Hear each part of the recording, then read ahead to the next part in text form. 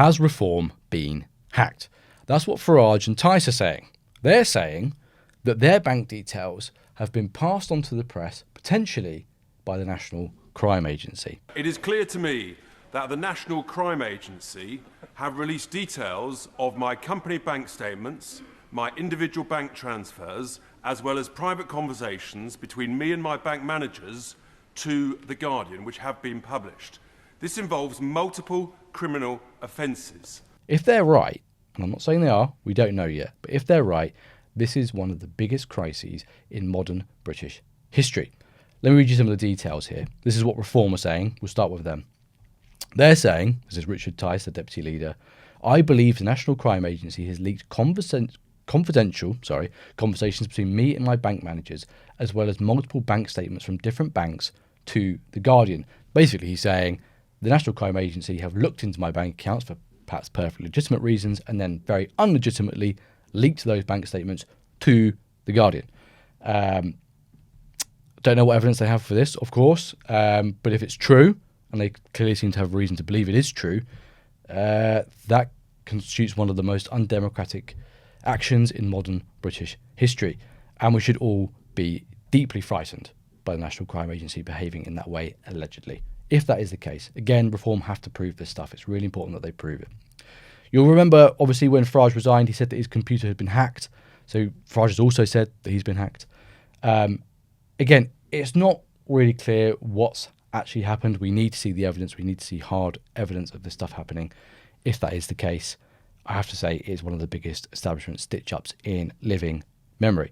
Now, while we don't know whether or not Farage, Tice, Reform were hacked by the National Crime Agency and supposedly had that information passed on to the press, what we do know is that Farage has resigned his seat. His seat in Clacton-on-Sea. Here's the moment his resignation was announced in the Commons. I beg to move that Mr Speaker do issue his warrant to the Clerk of the Crown to make out a new writ for the electing of a member to serve in this present Parliament for the county constituency of Clacton in the room of Nigel Paul Farage, who since his election for the said county constituency has been appointed to the office of Steward and Bailiff of His Majesty's Manor of Northstead in the county of York. No. The question is that I do issue my warrant to the Clerk of the Crown to make out a new writ for the electing of a member to serve in the present Parliament for the county constituency of Clacton in the room of Nigel Paul Farage, who since his election to the said county constituency has been appointed to the office of Steward and Bailiff. I'm just going to pause it there. What a load of waffle. Anyone who says that our Parliament is antiquated, I mean, watch this video. They've probably got a point, right? I mean, all these titles and all this process, and just wonder why it still exists. Anyway, we'll carry on. Of His Majesty's Manor of Northstead in the county of York. As many of that opinion say aye. Aye. The contrary, no. I think the ayes have it. The ayes have it. Okay, so basically that was the formal process whereby Lee Anderson had to go into the House of Commons and announce Farage's intention to stand down. Bunch of process that no one understands, including myself later, and he's no longer an MP, right? He's standing again in the by-election. You heard there Labour were trying to heckle and be funny, but, you know, with their usual success. Right, go on to the next clip. This one has got Count Binface in it. Well, now look, here's the thing. We know that the monster raving loony party are running as well. So do you think it's time for a loony bin pact? Well, look, the fact is, if the loonies and Farage want to fight amongst themselves for the no, the I'm talking about you and the monster raving. I know you are. I'm making a separate point. Well, why don't you do a pact? No, I don't need a pact with anybody. I'm quite happy, thank you. Here, here. Well, hang on a minute, because... Let's just pause that image for a moment there. Look at that BBC studio. What, 3-4 MPs, a man with a bin on his head, and the presenter. This is the programme that used to be presented by Jeremy Paxman. This is the show that used to be known for investigative journalism. Now they have a man with a bin on his head, in a cape, sat in the corner, next to their political editor and a couple of MPs. I mean... what a farce. I mean, they wonder why no one trusts them and why people question the licence fee. Why don't we... And indeed the SNP. I mean, it's very kind of you. I mean, these are serious times. Right. Why don't you bin off the bin on Newsnight now. We know that your name is John, and we know really a lot about you. Isn't this time for serious times to bin off the bin? Oh, here we go. I mean, has anyone here seen Return of the Jedi? Nobody wants to know what's underneath a recyclone. It's disgusting. It's absolutely putrefying. No, if you want to be serious with me, I'll tell you, you want to talk to Count Binface, and then you get me on Newsnight and you start trying to deconstruct a character. I would say, what are we doing here? On a programme which used to construct proper investigative journalism and now is a souped-up podcast, Paddy. Told you. Suppose me and Count Binface agree on something. If I had a vote in Clacton, maybe I'd put it his way. He's got BBC Newsnight bang to rights. The show that used to be presented by Jeremy Paxman, now they're interviewing a man with a bin on his head. Mad. He calls it a souped-up podcast. Look, I can say as a man who runs a souped-up podcast, it's not even that good. Tell me about your manifesto. What can you offer the people of Clacton? Have you ever been there? No, because I understand from the current incumbent that is part of how you do the job. So I deliberately stayed away. Is that how it works? But, if I get the 10 nominations, because, hey, look, there's no guarantee I'm standing for the election, as I'm sure you know. I'm game, but I have to get the signatures from 10 local inhabitants. Otherwise, this is a non-starter. And then, of course, I will tailor my manifesto to the local area as always. But most of my national policies will remain: building at least one affordable house, nationalising Adele, bring back CFAX, and, of course, moving the hand dryer in the gents' toilet in the Crown and Treaty pub Uxbridge to a more sensible position, because, as you know, it's a national issue. We're going to go on to the next clip. This is some actual reporting, something the BBC refuses to do. They're interviewing a bin.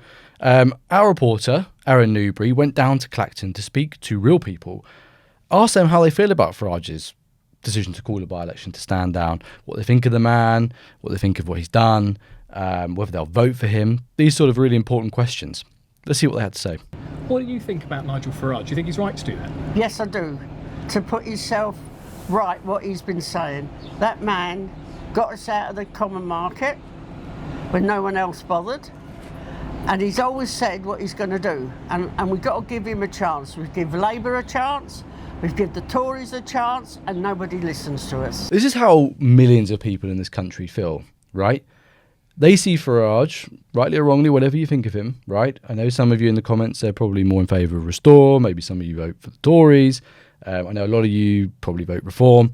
A lot of people see Farage as the guy who's listening to them, right? After decades of politicians not listening to them, whatever their party may have been, and they feel like he deserves a chance. And they feel, with what's going on at the minute, that there's an orchestrated campaign out there to stop him from doing that. Because he's speaking for millions of people, which has not been done before. I mean, these people, like this woman, they've been ignored by the Tories, Labour, the Lib Dems, in coalition with the Tories for the last 20 years. You know, these debates have been going on my entire lifetime about, is there too much migration? How can we control it? Is it racist to ask for it to be controlled? And for years, these people have been called racist or bigoted or small-minded or Little Englanders by the establishment. And look, a guy's come along and said, no, actually, you guys have got a point. Maybe you guys are right. Let's give it a try. And what's happened to him? Well, he's been, publicly defenestrated. He's been forced to resign his seat to fight a by-election to prove that the people are on his side. But this investigation that's currently ongoing into him will continue regardless after that. People feel like he's being hounded. They're frustrated. And you can see why they feel the way they do, right? I'm sure many of you do. Tell us in the comments how you feel about what's going on with Farage at the minute. Utterly bonkers, in my opinion. So he says what he's going to do, going to tackle immigration, and you need a businessman in Parliament, and he's a businessman. And what he's done with that money is to protect himself, and I hope people do vote for him. I think it's a load of rubbish. I think what he's doing is silly. I don't agree with it at all. And do you think he's done a good job so far as MP? What has he done? What has he done? I don't know what he's done, to be quite honest. He hasn't really done anything for Clacton. And last election, did you back him yourself? Or? Yeah, because it was just he wanted a change. But there ain't no change. It just seems like he wants to get more publicity about what he's doing. That's interesting. It's interesting to hear from someone who voted directly for Farage himself and is and is now dissatisfied and thinks this whole by-election stuff is a bit of a circus. I think the bad news for Farage is that there is polling showing that, well, the British people kind of feel the same way. So here's numbers for you. YouGov polling shows Brits tend to oppose this by-election. 43% said they were opposed to a by-election being held in Clacton. 24% roughly said they were in support. Farage has got to be careful that this doesn't backfire. It looks like a bit of a circus. It looks like a bit of a stunt to some people. And there's a chance this could, hamper his image as a serious person coming in to change the system and to do things differently. Yeah, I would think the candidate standing against him, he sticks out, to be honest. Binface. Yeah. To me, all the others, they're candidates that it's like a raving loony party, that sort of thing. People go, I would do that. Yeah. And they don't do nothing. But I say, it will surprise me if he doesn't get in. Yeah. To be honest. But I say, you've got to see how it goes and see what he does. He says it will surprise him if Farage doesn't get in. And I mean, it would be surprising, right? None of us are expecting a man with a bill on his head to become an MP. God forbid what that would look like in Parliament, and God forbid what that message that would send to the rest of the world. Can you imagine? The nation that was formerly at the head of an empire on which the sun never set now has a man with a bill on his head in Parliament. I mean, it says everything you need to know about the state of Britain. If that happens, hopefully it doesn't. Here's something to say, though. This man says he'd be surprised if Farage doesn't get in. Well, here's the scary thing. Farage, at the last election, won Clacton with 46.2% of the vote in the area last time. So I'll repeat. Farage won that election last time in Clacton with 46.2% of the vote. Do you see the problem? Right? That's not a clear majority. That's not over 50%.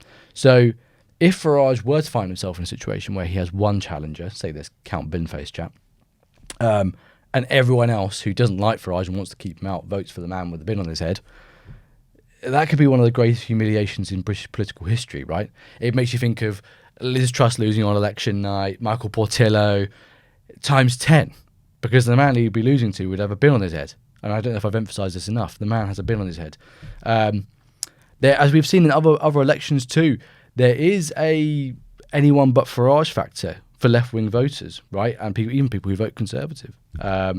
So many people really don't like Farage, and I'm not commenting on that. I'm not saying how I feel about Farage. But there's a lot of people out there who don't like him and will do anything to keep him out.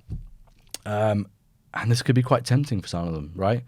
It could be quite tempting for people who fancy a bit of a laugh and want to see a major politician embarrassed on the national stage, the world stage, by a bin.